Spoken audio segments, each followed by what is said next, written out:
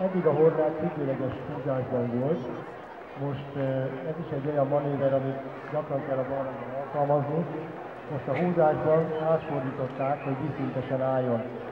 Előfordulhat olyan sérülés, ahol az orvos előírja, hogy nem lehet függőlegesbe fordítani a hordágyat, és olyankor az összes húzást mindent úgy kell megoldani, hogy a sérültség viszintesen legyen.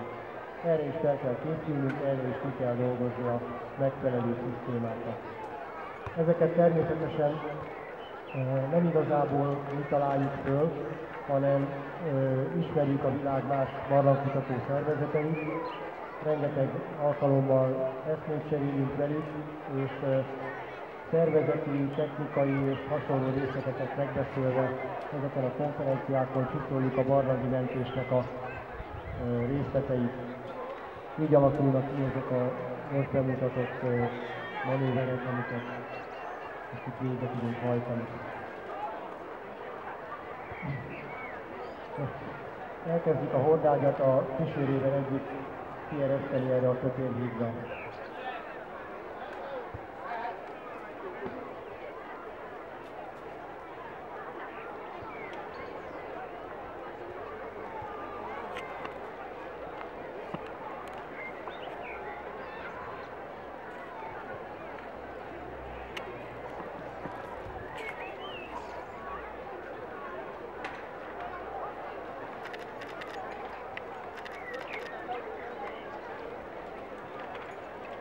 Most a kísérő elkezdi leereszteni a hordágyat.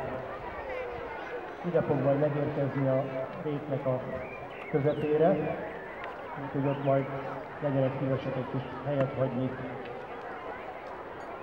hogy ne lehessen tenni.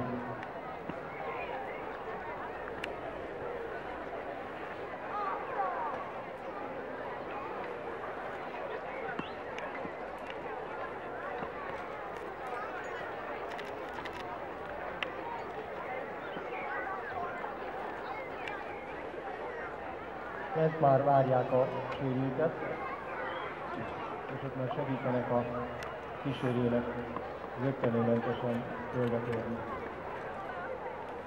Gyakorlatilag ennyiből állt a Magyar Barlangi Mentőszolgálatnak a bemutatója.